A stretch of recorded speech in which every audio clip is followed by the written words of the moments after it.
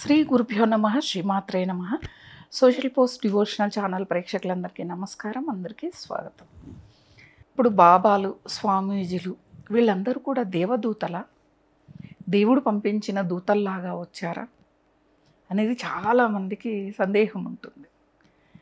దేవదూతలు, ఇంకా ఇంకో భాషలో చెప్తే ఏంజల్స్ అంటే వాళ్ళ భాషలో వాళ్ళ ఫోటోల రూపంలో ఒక రెక్కలు పెట్టుకొని తెల్లటి వస్త్రధారణ చేసి వచ్చేవాళ్ళు దేవదూతలు.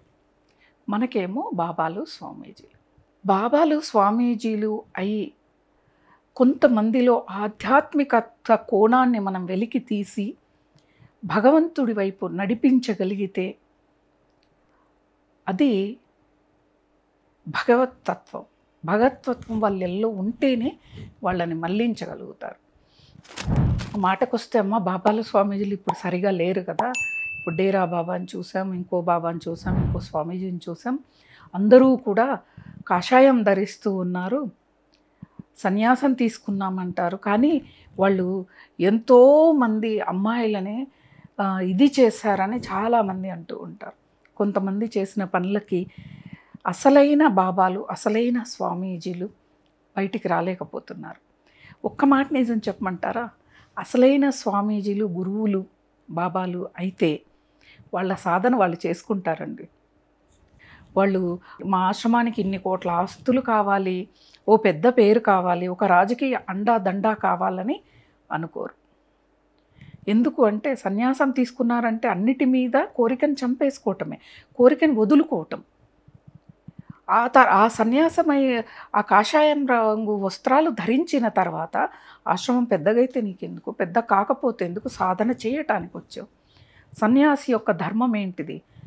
సుఖభోగాల్ని అనుభవించకూడదు, కటిక నేల మీద నిద్రించాలి, చల్లటి నీళ్ళతో, ఏ ఋతువైనా చల్లటి నీళ్ళతో స్నానం చేయాలి, విభూదిని ధరించాలి, జపమాలను ధరించాలి, ఎప్పుడూ కూడా సమయాన్ని పరిపాలించాలి, సమయపాలన అనేది ఉండాలి, 10 మందికి మంచి బోధన చేయాలి. అప్పుడు వాళ్ళు దేవదూతలు. దేవుడు వాళ్ళ రూపంలో వచ్చి సమాజాన్ని ఉద్ధరించడానికి వస్తాడు. అధర్మం పరిపాలిస్తున్న రోజుల్లో ధర్మాన్ని ఉద్ధరింపచేయటం కోసం ఎవరో ఒక రూపంలో భగవంతుడు అనేవాడు వచ్చి అప్పుడప్పుడు కొంచెం ఇచ్చేస్తాడు. ఒక్కొక్క ఆర్గనైజేషన్, ఇప్పుడు మనకి చాలా ఆధ్యాత్మిక కేంద్రాలు చాలా ఉన్నాయి, పేర్లు చాలా ఉన్నాయి. ఓం శాంతి, రామచంద్ర మిషన్ అని, అలాగే రవిశంకర్ గురూజీది అని, మళ్ళా జగ్గి వాసుదేవదని, చాలా చాలా ఆశ్రమాలు నెలకొన్నాయి. వాళ్ళంతా కూడా ఆధ్యాత్మిక ప్రవచనాలు చెప్పేవాళ్ళు. మనం ఏం చేస్తాం, వాళ్ళ ఆశ్రమానికి వెళ్ళినప్పుడు ఎండాకాలం అయిందనుకోండి, ఏసీ రూములు ఉన్నాయా, అయ్యో మీరేంటి ఇలా భోజనం పెట్టారు అని చెప్పి మనం అనుకుంటూ ఉంటాం. మనం భోజనాలు సరిగా లేవు, అకామిడేషన్ సరిగా లేదు, అక్కడ మనల్ని విఐపి లాగా చూడలేదు అనుకుంటూ ఉంటాం. మనం ఆశ్రమానికి వెళ్ళేది ఎందుకండి? అక్కడ ఉన్న ఆధ్యాత్మిక వాతావరణం మనం అనుభవించటానికి, మనలో ఉన్న దుష్టగుణాలు, రాక్షస గుణాలు తొలగించుకొని దైవీ గుణాలు మనం నింపుకోవటానికి వెళ్ళాలి. ఇదంతా పక్కకు పెడితే మరి వాళ్ళు దేవదూతలు అయితే దేవుడికి ఎటువంటి కోరికలు ఉండవు కదా. అటువంటి దేవుడు పంపిన దూతలకి ఎందుకు కోటాను కోట్ల ఆస్తులు? వాళ్ళు ఎంతో లగ్జరీ లైఫ్ని లీడ్ చేస్తూ, నిజం చాలా లగ్జరీ లైఫ్ లీడ్ చేసే వాళ్ళు ఉన్నారు. నేనంటే తప్పు వస్తుంది కానీ నిజంగా చెప్తూ ఉన్నాను. ఆశ్రమాలు నిర్మించుకొని, ఏంటిది పైన తాటాకులతో నిర్మించిన కుటీరాలు నిర్మించుకొని అడవుల్లో ఏకాంతంగా సాధన చేసుకునేవాళ్ళు. ఎవరైనా అటుగా వెళుతూ ఉంటే వాళ్ళకి హితబోధ చేసేవాళ్ళు. కొంతమంది శిష్యులు వాళ్ళకై వాళ్ళు వచ్చి మేము మీ అడుగుజాడల్లో నడుస్తామని శిష్యరికం చేయడానికి వస్తారు. అటువంటి వాళ్ళకి బోధించేవాళ్ళు, భగవంతుడి వైపుకు తీసుకొని వెళ్ళేవాళ్ళు. మనకి ఇప్పట్లో ఎవరూ అలాగా కనిపించట్లేదు. ఎందుకంటే నేను చెప్పేది చాలా కష్టంగా ఉంటుంది. ఏ ఆశ్రమానికి వెళ్ళినా కూడా అక్కడ ఆ ఆశ్రమాన్ని నిర్మించిన ఆ గురువు గారు కానీ, బాబా కానీ, ఆయనతో మాట్లాడాలి అంటే ఇంత ఫీజు ఇవ్వాలి. నిజంగా చెప్తున్నా, ఒక దరిద్రమైన 23 ఏళ్ల క్రితం జరిగింది. ఒక ఆశ్రమానికి వెళ్ళాము, బాబు చిన్నవాడు, భోజనం టైం అయింది, భోజనం ఉందా అని ఆశ్రమంలో అడిగితే వాళ్ళు ఏం చెప్పారు అంటే, మీరు ముందు చెప్తే వండుతాము, అది కూడా ఒక్కొక్క భోజనం ఇంత రేటు అని. ఆశ్రమాలు ఎందుకు పెట్టుకుంటారండి? గురువులు అంటున్నారు అన్నదానాలు చేయండి, మంచినీటిని దానం చేయండి, వేసవికాలం వచ్చింది మజ్జిగను దానం చేయండి అని చెప్పేవాళ్ళు ఓ చిన్న బిడ్డకి అన్నం పెట్టలేకపోయారు. చాలా బాధేసింది. అటువంటి ఆశ్రమాలు ఉన్నందుకు సిగ్గుపడుతున్నాను నిజంగా. ఆశ్రమాలు అనకూడదు వాటిని. అవి డబ్బులు తీసుకొని భోజనం పెడుతున్నారంటే హోటల్స్. ఏమన్నంటే ఆశ్రమం మేనేజ్మెంట్. మీరు అంత పెద్ద పెద్ద ఆశ్రమాలు అంత లగ్జరీగా కట్టుకోవాల్సిన అవసరం ఏముంది? అందరి దగ్గర 10 మందికి భోజనం పెట్టలేని ఆశ్రమాలు. గురువు దగ్గరికి వచ్చేది జ్ఞానం పొందటానికి. డబ్బులు ఇస్తే 1000 రూపాయలు 1500 ఇస్తే డైరెక్ట్ వాళ్ళ పాదాలు ముట్టుకోవచ్చు, డైరెక్ట్ వాళ్ళతో మాట్లాడవచ్చు. అప్పుడు ఆ రోజు నిశ్చయించుకున్న ఏ ఆశ్రమాలకి వెళ్ళకూడదు. చిన్న బిడ్డకి అన్నం పెట్టలేని ఆశ్రమము బయటికి వచ్చి కొంచెం దూరం ఎండాకాలం నడుచుకుంటూ వెళ్ళి చిన్న హోటల్లో వాళ్ళు, అది కూడా సమయం మించిపోతుంది, కొంచెం ఉంటే బాబుకు అన్నం పెట్టి వాళ్ళు డబ్బులు తీసుకోలేదు. నిజం చెప్తున్నా, చాలా పేదరికంలో ఉంది ఆ హోటల్ అనేది. అంత కూర్చోవడానికి కూడా సరిగా లేదు స్థలం ఆ హోటల్. అంత చిన్న కాకా హోటల్ అనమాట.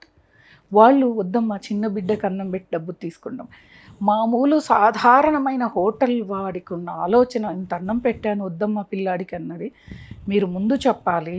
ఇంత డబ్బులు పే చేయాలి ఒక భోజనానికి, మీ వెరైటీస్ని బట్టి డబ్బులు ఉంటుంది అంటే ఎందుకు ఆశ్రమాలు? నేను ఆశ్రమాలు బాబాల గురించి చెప్పకూడదని ఎప్పుడో నిశ్చయించుకున్నాను. ఎందుకంటే నా సమయం వేస్ట్, అనవసరమైన పాపం కూడా నాకు వస్తుంది వాళ్ళు చేసే పనులు చెప్పటం వల్ల. కాకపోతే ఛానల్కి చాలా మెసేజెస్ వస్తున్నాయి దీనిల మీద.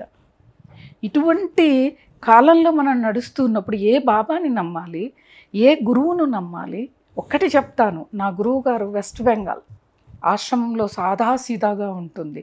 వచ్చిన ప్రతి ఒక్కళ్ళకి ఏ సమయంలోనైనా భోజనం పెడతారు ఉచితంగా అకామిడేషన్ రూములు ఇస్తారు. అంత సదుపాయాలు ఇప్పటికీ నడుస్తూ ఉన్నాయి. అది నా గురువు గారు, నా ఆశ్రమం అంటే అది, గురువు గారు అంటే అదే గురువు గారు, ఆయనే గురువు గారు. నేను నమ్మిన గురువు గారిని ఆ రోజు అనుకున్నాను, నేను నమ్మిన గురువు గారిని తప్ప, నేను ఆశ్రయించిన ఆశ్రమాన్ని తప్ప ఏ ఆశ్రమాలకి వెళ్ళకూడదు అని ఆ రోజు నిశ్చయించుకున్నాను.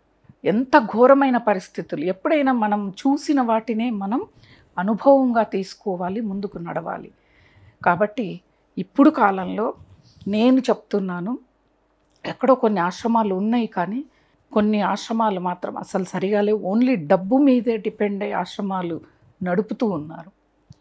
అంటే ఇంత పెద్ద ఆశ్రమం, ఫారినర్స్ వచ్చారు, వాళ్ళు వచ్చారు, ఎవరు వస్తే ఏం చేయాలి? పట్టెడు అన్నం పెట్టడానికి లేని ఆశ్రమాలు ఎందుకు? ఆశ్రమం అంటేనే ఆశ్రయాన్ని ఇచ్చేదే ఆశ్రమం. రూము కావాలంటే ఇంత, అది కావాలంటే ఇంత. ఇలాంటి దుర్భరమైన పరిస్థితుల్లో ఉన్నప్పుడు ఈ విషయం షేర్ చేసుకోవటానికి సిగ్గుపడుతున్నాను, బాధపడుతున్నాను నిజంగా. ఈ ఛానల్కి చాలా చాలా ధన్యవాదాలు చెప్పుకోవాలి. నాలో ఉన్న కొన్ని విషయాల్ని నేను బయటికి చెప్పుకునే అవకాశం మాకు వచ్చింది. కాబట్టి ఆశ్రమానికి వెళ్ళే ముందు, ఒక గురువుని స్వీకరించే ముందు 100కి 1000 సార్లు ఆలోచించండి, సరైన గురువా, సరైన ఆశ్రమమా కాదా అని. అప్పుడే మీరు చేపట్టండి. లేదా ఇంట్లో కూర్చోండి ఆనందంగా, నమో నారాయణ అనే మంత్రం చాలు, ఆ భగవంతుడే మీలో మంచి మంచి ఆలోచనలు కలగజేయించి ఆధ్యాత్మికత వైపుకు తీసుకొని వెళ్తుంది.